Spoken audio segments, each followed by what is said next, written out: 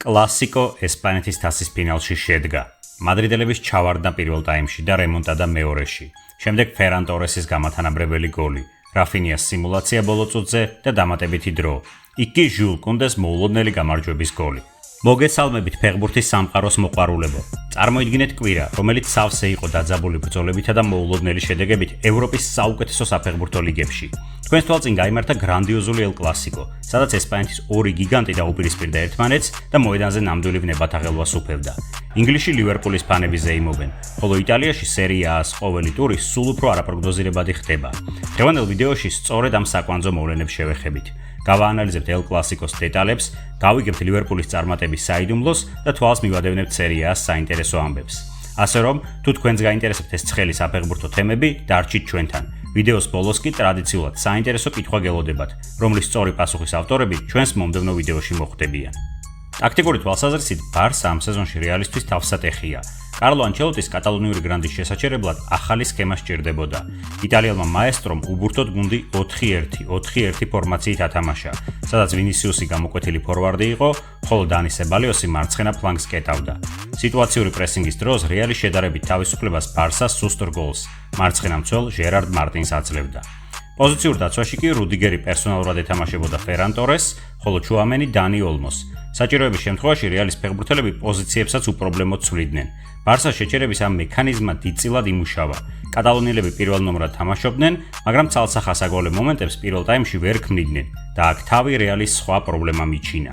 სამეფო კლუბის სუპერვარსკვლავის შემტევები ეპიზოდებში კონცენტრაციას კარგავენ და თამაშს ეთიშებიან.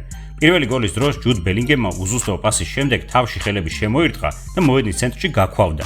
ამ დროს მის წინ მყოფმა პედრიმ შეტევა ფლანგზე გადაიტანა, თვითონ მოწინააღმდეგის კარებისკენ გაიქცა და საგოლე დარტყმად შეასრულა. ბელინგემი, როდრიგო და ვინისიუსი მასთან ახლოს არ გამოჩენილან. მსგავსი ეპიზოდი მეორე ტაიმშიც შეიქმნა, როდესაც სამეფო კლუბი გოლისგან ფედე ვალვერდეს გმირობამ გადაარჩინა. ეპიზოდის დასრულებისთანავე ურუგვაელი თანაგუნდელ შემტევებს მიუბრუნდა და მათი პასიურობის გამო უკმაყოფილება ღიად გამოთქვა. მეორე ტაიმში ანგარიში ჩამორჩენის შემდეგ კარლო ანჩელოტი მოედანზე მბაპე გამოიყვანა და თამაში ბოლომდე გახსნა. რეალი კატალონიელთა პრესინგს ერთი პასით გადიოდა და აქ უკვე ჯუდი მეფურად თამაშობდა. იგი ან საჰაერო დუელს იგებდა, ან გადმოვარდნილ ბურთებს ეუფლებოდა, შემდეგ კი მცველებს ზურგს უკან ვინისიუს და მბაპეს გარღვევებზე უშვებდა. ცხადია, რომ გახსნილ თამაშში საკუთარი მომენტები კატალონიელებსაც ჰქონდათ. ბარსას ფეხბურთელებმა ერთ ეპიზოდში 3-2-ზე შეტევის რეალიზებაც კი ვერ მოახერხეს. მეორე ტაიმი იყო საფეხბურთო სპექტაკლი, რომლითაც ნებისმიერი გემოვნების მაყურებელი ისიამოვნებდა. დამატებით დროში უკვე ორი გამოფიტული და დაღლილი გუნდის თამაშს ვადევნებდით თვალს. რეალი აქცენტს ბურთის დაჭერაზე აკეთებდა. პირველი 15 წუთის განმავლობაში სამეფო გუნდის ბურთის ფლობა 64% იყო. თითქოს ყველაფერი კარგად მიდიოდა, თუმცა გოლის ეპიზოდში მოდრიჩმა და დიასმა ერთმანეთს ვერ გაუგეს. ლუკამ მოკლე პასი ბურთის შესანარჩუნებლად გააკეთა. დიასი კი ბურთს მოშორდა და მისი მიღება შეტევისთვის უფრო ხელსაყრელ პოზიციაში გადაწყვიტა. ამით კუნდე მისარგებლა და გამარჯვების გოლიც გაიტანა. ჩვენ სეზონის საუკეთესო კლასიკო ვიხილეთ. გუნდებმა თავისი ძლიერი მხარეები გვაჩვენეს. ბარსელონამ ტერიტორიული დომინირება, რეალმა თამაში თავისუფალ სივრცეებზე. ორივეს ჰქონდა ტოპ დონის სათამაშო მონაკვეთები. შედეგად კი ორმხრივი უმაღლესი ხარისხის შოუ მივიღეთ. ლივერპული პრემიერ ლიგის ჩემპიონია. არნე სლოტის გუნდმა ურთულესი ლიგა ეპოქის ცვლილების, მნიშვნელოვანი ტრანსფერების არარსებობის და ლიგაში მეხუთე სახელფასო ფონდის ფონზე მოიგო. ეს ლივერპულისთვის როგორც სისტემისთვის უდიდესი მიღწევაა. განვიხილოთ თითოეული ფაქტორი. სატრანსფერო ბაზარზე მთავარი მიზნის, საყრდენი მარტინ სუბიმენდის ტრანსფერის ჩაშლის შემდეგ მერსისაიდელები არ დაპანიკდნენ. რაიან გრავენბერგს საჭირო დრო და ნდობა მისცეს და მანაც ახალ როლში გაიბრწყინა. სახელფასო ფონდები 80%-ით განსაზღვრავენ გუნდის ადგილს ლიგაში. ლივერპული არამხოლოდ საკუთარ თავზე მაღლა ახდა, მან ტოპ 5 ლიგაში საუკეთესო შედეგი დააფიქსირა. ამის მისაღწევად გუნდის მართველი ვერტიკალის იდეალური მუშაობა და მოთამაშეების და მწვრთნელის მაქსიმალური ჰარმონიაა საჭირო. მწვრთნელი კი ახალი იყო, იგი ლეგენდის ნაცვლად მოვიდა. თუ მწვრთნელი კლუბში რამდენიმე წლის განმავლობაში რჩება, იგი ყველაფერს საკუთარ თავს არგებს.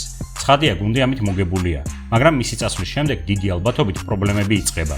მანჩესტერ იუნაიტედის სერ ალექს ფერგიუსონის წასვლის შემდეგ ამის საუკეთესო მაგალითია. ლივერპულმა პირიქით მოუმატა, იდეალური მწვრთნელი შეარჩია, კლოპის ეპოქიდან საუკეთესო შეინარჩუნა და ახალი დაუმატა. მაგალითად, ადრე ლივერპული 4-3-3 სქემაში აპრესინგებდა, სადაც ვინგერები პოზიციებს ავიწროვებდნენ.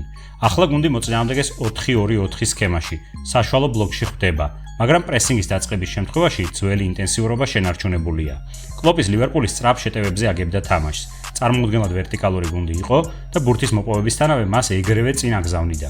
სლოტის ლივერპულის ვერტიკალურია, თუმცა ჯერ მოწინააღმდეგის პრესინგზე ამოტყუებას ცდილობს და მხოლოდ მისი გავლის შემდეგ უტევს თავისუფალ სივრცეებზე. ლივერპულმა ამ სეზონში ყველა სირთულე გადალახა, რაც ამ კლუბის სააზროვნო მოდელის სიძლიერეზე მიუთითებს. ყველაზე რაციონალურმა ტოპ კლუბმა კვლავ აჩვენა თავისი დომინაცია.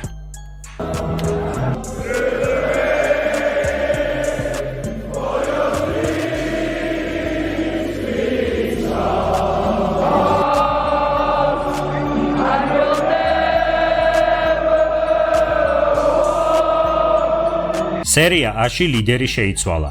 ნაპოლიმ ინტერის რომასთან დამარცხებით ისარგებლა და საჩემპიონო რბოლაში სამქულიანი უპირატესობა მოიპოვა. ახლა ყველაფერი ანტონიო კონტეს ხელშია.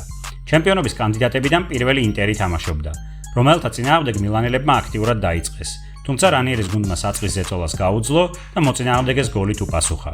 საჯარიმოში არეულობის დროს ბურთი ელდორ შომუროდოვთან მივიდა, რომელიც სიტუაციაში სწრაფად გაერკვა და სოულეს საგოლე პასი გაუკეთა. შედეგი რომამ თამაშის ბოლომდე შეინარჩუნა.